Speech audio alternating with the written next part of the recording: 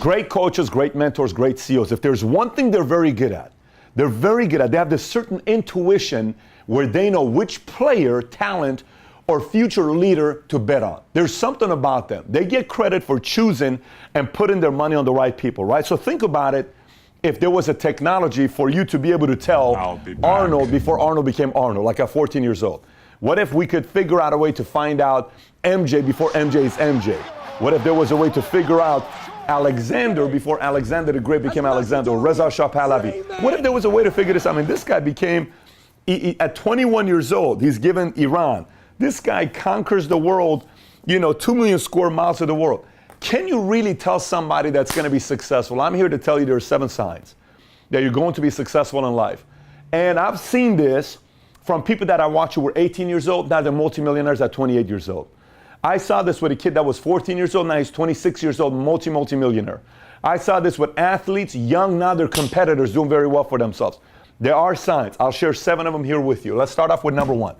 Number 1 is they're absolutely super competitive. Let me explain, super competitive. It doesn't matter what it is. They have to do it faster, better, bigger. They just have this one desire, I'm going to do it better than you. And in the world of capitalism, it's all about competition. The whole thing that makes capitalism work is competition. What makes sports works is competition. These political people that think they're better for you and I to vote for, the one that goes to the top is typically the most competitive. They want to figure out a way to do it better. So imagine we have a work environment. We have a work environment, and there's a first place person in any office, in any team, in any basketball team. Even if the team sucks, there's somebody that's the best on that team. Then you got a new cat that comes in town, and he comes into the work environment or goes into that basketball team, whatever it is. This guy puts this guy as a target. He wants to beat him. Anything he does, he does. Diet, work ethic, time he comes in, everything, because he is super competitive. And if he's super competitive, even more than them, eventually passes him up. It's just simply how it is. Second one, they like to finish things. Let me explain. They can play a puzzle, right? They can't stop until they finish the puzzle. They play a video game. They have to finish the video game.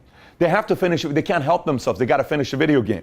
They may be reading a book. They got to finish the book. There's a lot of people, guys, this is a sign of when I see people that only read first chapter, 2 chapters, and then they ask the question, Pat, what do you think, man? I have like 30 books I've started, I haven't finished. Well, there's a sign. You don't like to finish things.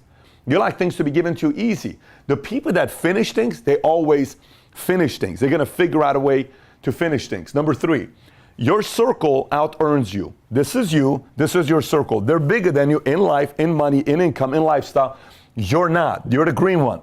But if you have a circle that out-earns you or out-succeeds you, you're eventually going to be there. It's a formula. This is not an accidental thing. This is why you'll notice some of the people that don't achieve success, they always want people smaller than them around them because it makes them feel bigger. The people that you meet are super successful, they always put themselves around situations where people are bigger than them because it's the next platform, next level they're getting to. Next one, their mind never stops. Let me explain what I mean by the mind never stops. Oh, you know what? What if this happens? And what if I could have this life? What if I talk to this person? What if I go over here?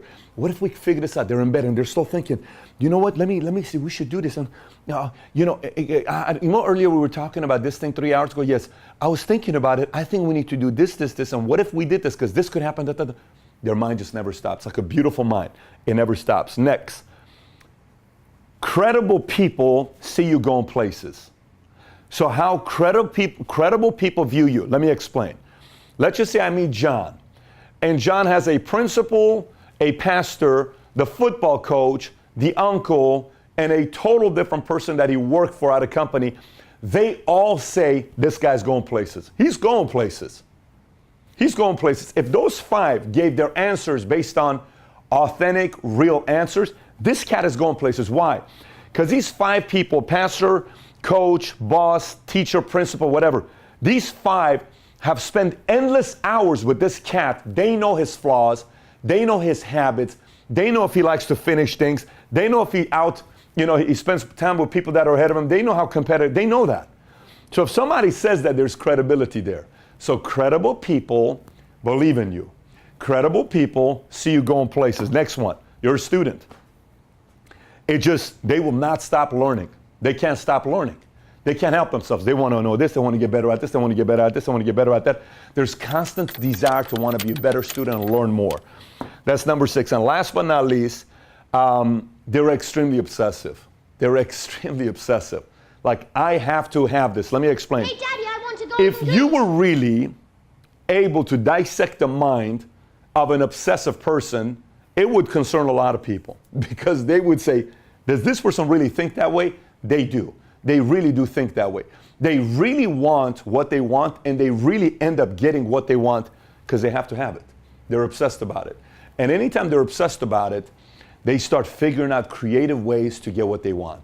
If it's a girl, if it's a business, if it's a position, if it's a certain success, if it's accolades, if it's a certain place they want to be, if it's a certain lifestyle they want, they're going to figure out a way to get it because they're obsessive. They have to have it. They're just wired that way.